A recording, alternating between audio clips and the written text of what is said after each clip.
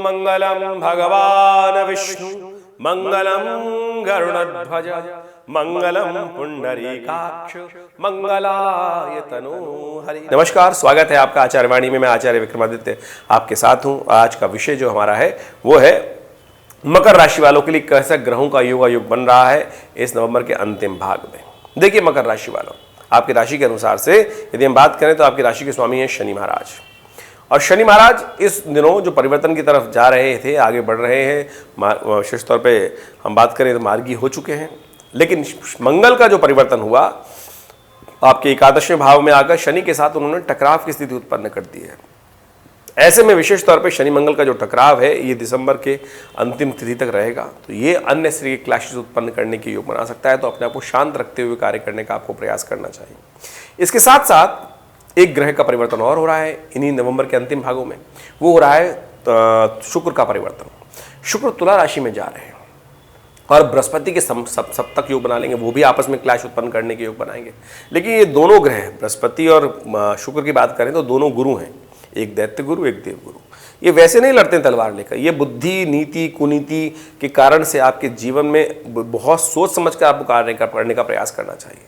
Options आएंगी सामने, गलत नीति मत चलिएगा, चाणक्य नीति का इस्तेमाल करते हुए कार्य कर लेंगे तो बहुत सुंदर तरीके से ये परिवर्तन का लाभ आपको मिल जाएगा। तो सिलसिलेवार तरीके से समझ लीजिए कैसा रहेगा ग्रहों का योग आपके लिए। बुध भी परिवर्तन की तरफ जा रहे हैं और बुध आपकी राशि के अनुसार से जो परिवर्तन की तरफ जाएंगे वो भी उसको भी आपको समझ लेना चाहिए क्या कुछ करने के योग बनाने वाले हैं। ऐसे में कई ग्रहों का योग आपके साथ जो बना रहा है समय, वो आप समझ लीजिए कैसा है ग्रहों का योग। 23 तारीख की हम बात करें तो 23 तारीख नवंबर को बृहस्पतिवार का अवसर है, एकादशी तिथि है और मीन में चल रहे हैं चंद्रमा। ये मीन में चल रहे चंद्रमा आपके लिए बहुत कल्याणकारी योग बनाने वाले हैं, पुरुषार्थ को बढ़ाने वाले हैं, समय का लाभ आपको देने वाले हैं। लेकिन कुछ बदमाश लोग होंगे, स्वार्थी लोग जो होंगे आपके साथ जुड़ जाएंगे, वो आपका समय खराब करने का योग बना सकते हैं। तो आपको सावधानी के साथ काम करने की ज़रूरत है। पुरुषार्थ अच्छा है, हिम्मत अच्छी है, लेकिन बेकार के लोग, बेकार के बहुत सारे आपके साथ चिपटे हुए लोग रह सकते हैं जो आपके समय को खराब करने का प्रयास कर सकते हैं। तो स्वार्थी बनकर काम करने का आपको प्रयास करना चाहिए। देवउठनी एकादशी है इस दिन, बड़ा सुंदर तिथि है, सबसे श्रेष्ठ एकादशियों में ये एकादशी मानी जाती है। पूरे वर्ष में आने वाली एकादशी, तुलसी विवाह भी इस दिन रहेगा। भद्रा विद्यमान है।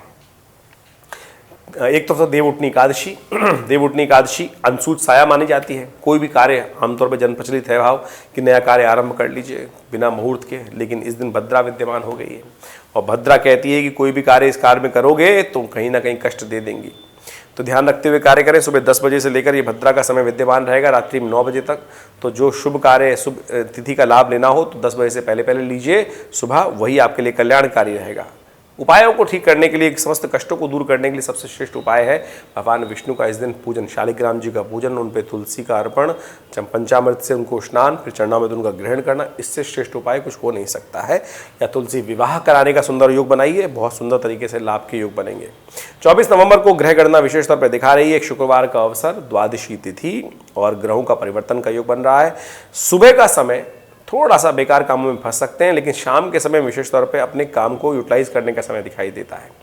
धन लाभ की स्थिति दिखाई देती है। तो जो इंपॉर्टेंट चीज़ आ रही हो, कार्य करना हो, तो शाम का उपयोग करने का प्रयास कीजिए। 4 बजे के बाद जब चंद्रमा परिवर्तन हो जाएगा, ये आपके लिए बड़ा सुंदर योग बनाएगा।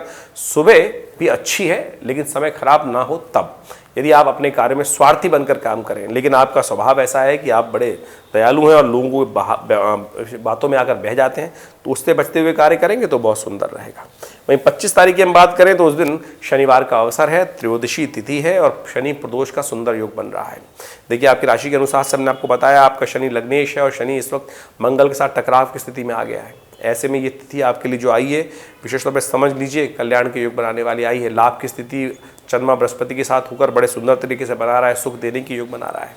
ऐसे में इस शनि प्रदोष का आप उपाय कर लें तो बहुत सुंदर तरीके से शनि के क्लेशों को दूर कर सकते हैं, मंगल के प्रभाव को भी निस्तेज कर सकते हैं। देखिए सबसे श्रेष्ठ उपाय बता रहे हैं, शाम के समय प्रदोष काल में हनुमान जी के मंदिर में जाकर उनका सुंदर तरीके से चोला उनको चलाइए। हनुमान जी और शिव में कोई फर्क नहीं है। हनुमान जी पर चोला सिंदूर में चमेली का तेल मिलाकर ओम जय हनुमान ज्ञान गुण सागर जय, ये प्रदोष काल में करने का प्रयास कीजिए। साथ साथ भगवान शंकर का अभिषेक भी कर लीजिए। ये दोनों उपाय कर आप शनि को प्रसन्न कर सकते हैं, शनि के समस्त उपाय होंगे, कल्याण के योग बनेंगे। साथ साथ इस दिन रवि योग बन रहा है जो करीब करीब 3 बजे से शाम को विद्यमान होगा, तो मुहूर्त रहेगा।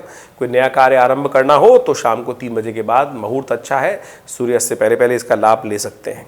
26 नवंबर को रविवार का अवसर है, चतुर्दशी तिथि है और साथ साथ उस दिन ग्रहों का योगायोग आपके लिए अनुकूल बना हुआ है। जिस भी कार्य को काम करेंगे उसमें बहुत सुंदर तरीके से सफलता प्राप्त करने के योग बनते दिखाई दे रहे हैं।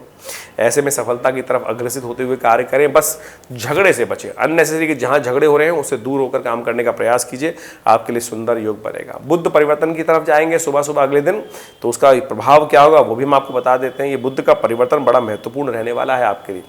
ये बुध जो है कहीं ना कहीं आपको फंसा सकते हैं। कुछ लोग ऐसे होंगे कि जो आपको, जैसे ऑफिस में मीटिंग चल रही है, घर में मीटिंग, घर में बहुत सारे लोग आपको साइडलाइन करने का प्रयास कर सकते हैं। तो ध्यान रखिएगा, कहीं जैसे दूध से मक्खी निकालकर बाहर कर दी जाती है, ऐसा योग आपके साथ देखने को मिल सकता है आने वाले 20-25 दिनों में। तो इन्वॉल्व होइए चीज़ों में, अपने मन में उदासीनता ना लाइए, सामने प्रत्यक्ष आकर काम करने का आपको प्रयास करें। झगड़े में नहीं पड़ना है, थोड़ी सी कूटनीति का इस्तेमाल करते हुए अपने आप को चीज़ों में इन्वॉल्व करने का प्रयास करना है। नहीं तो मन में आपका ऐसा होगा कि साइड लाइन और फिर मन दुखी होगा। इस बात का ध्यान रखते हुए कार्य करने का आपको प्रयास करना चाहिए।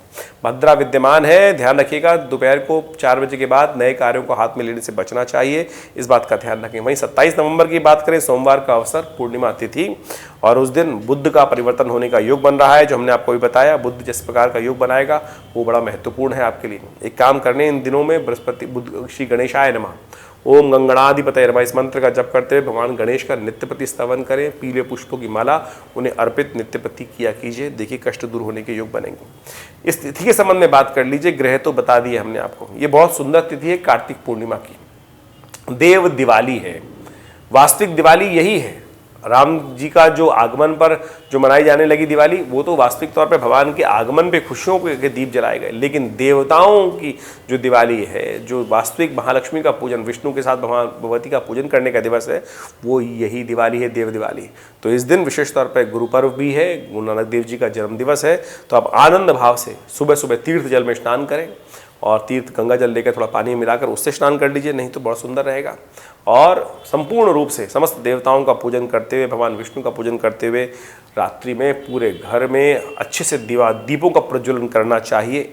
ये कल्याण का योग बनाती है और वास्तविक तौर पर लक्ष्मी का आगमन करने का संदेश होता है। तो इसको श्रद्धा भाव से करने का हमें प्रयास करना चाहिए।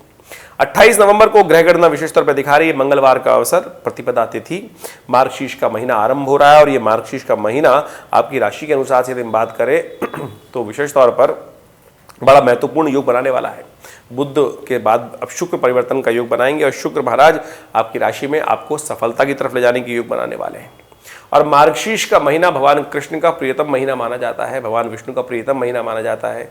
और इन दिनों एक मंत्र का जप करना चाहिए, ओम दामोदराय नमः। इस मंत्र का जप करते हुए नित्यपति भगवान का पूजन किया जाता है, उसे कल्याण के योग बनते हैं। ग्रह आपके लिए विशेष तौर पे जो बने हुए हैं ग्रहों का योगायोग वो अच्छा है, अनुकूल है। बुद्धि के अनुसार से उपयोग करने का प्रयास कीजिए। अपने मन में हीन भावना न लाएं, कोई आपके प्रति हीन भावना लाएगा तो उसका ही नुकसान होने का योग बन रहा है। ऐसा बहुत सुंदर योग आपकी राशि के अनुसार से बन रहा है, चिंता ना करें, आगे बढ़ने का प्रयास कीजिए। 29 तारीख को ग्रह गणना थोड़ी सी हल्की दिखाई देती है। स्वास्थ्य का ध्यान रखते हुए कार्य करना चाहिए आपको। 2 दिन थोड़े स्वास्थ्य के लिए भारी रहेंगे। चावल का दान करें, महामृत्युंजय मंत्र का जप करें और थोड़ा सा अपने आप को ध्यान रखते हुए कार्य करना चाहिए, क्योंकि स्वास्थ्य के लिए थोड़ा ग्रह हल्का दिखाई देता है। शुक्र का परिवर्तन आपके लिए बड़ा महत्वपूर्ण होने जा रहा है, ये आपके लिए सुंदर योग बनाने वाला है। नई योजनाओं की तरफ कार्य करने का प्रयास करना चाहिए तो अच्छा रहेगा। उसमें सर्वार्थ सिद्ध योग विद्यमान है, जो करीब करीब सुबह दोपहर को 2 बजे तक रहेगा और इसका नया कोई कार्य करने के लिए आप उपयोग कर सकते हैं। मुहूर्त के लिए सुंदर योग रहेगा। वहीं 30 नवंबर को भी ग्रह थोड़े हल्के दिखाई देते हैं। आपको विशेष तौर पे आपके शत्रु, आपके कॉम्पिटिटर्स आपको परेशान करने के योग बना सकते हैं। आपको अपने स्वास्थ्य का ध्यान रखते हुए कार्य करना चाहिए। और साथ साथ भद्रा भी विद्यमान है दोपहर को 2 बज के करीब 25 मिनट तक। तो ऐसे में विशेष तौर पर नया कार्य करने से बचना चाहिए। सर्वार्थ सिद्ध योग विद्यमान होगा करीब 3 बजे के बाद, तो उसके बाद नया कार्य करने का मुहूर्त अच्छा बनेगा। भगवान गणेश की उपासना करके आप समस्त कष्टों को दूर कर सकते हैं। सुमुखश्चैकदन्तश्च कपिलो गजकर्णकः। कहा जाता है ना, भगवान गणेश का स्तवन कर लीजिए, विघ्न दूर होंगे। तो ग्रह थोड़े भारी हैं, इन उपायों को करते हुए कार्य करेंगे तो बहुत सुंदर तरीके से लाभ मिलेगा। देखिए ग्रहों का परिवर्तन जो हो रहा है, शुक्र का परिवर्तन, मंगल का परिवर्तन हो चुका, आने वाले समय में ग्रहों का परिवर्तन जो है वो विशेष तौर पर ये शुक्र का और बृहस्पति का जो परिवर्तन हुआ है, ये दिखाता है कि धार्मिक उन्माद थोड़ा बढ़ सकता है विश्व में। इस प्रकार से जो योग बन रहा है वो साफ साफ दिखाता है कि कहीं ना कहीं क्लैश चल रहे हैं धार्मिक दृष्टिकोण से, ये आगे और ज़्यादा प्रज्वलित हो सकते हैं, आगे बढ़ सकते हैं। जो अभी सरकार के इलेक्शन चल रहे हैं इसमें भी कई जगह सत्ता परिवर्तन के योग बनते दिखाई दे रहे हैं। और साथ साथ जो मंगल का परिवर्तन हुआ है वो बाजार में के रुख में भी उठापटक करने के योग बना सकता है। सोने में, चांदी में, लाल वस्तुओं में, विशेष तौर पर दामों में कुछ भयंकर उठापटक होने के योग दिखाई देते हैं। तो शेयर मार्केट में जो काम करने वाले लोग हैं उनको सावधानी के साथ काम करने का प्रयास करना चाहिए। धन्यवाद, नमस्कार।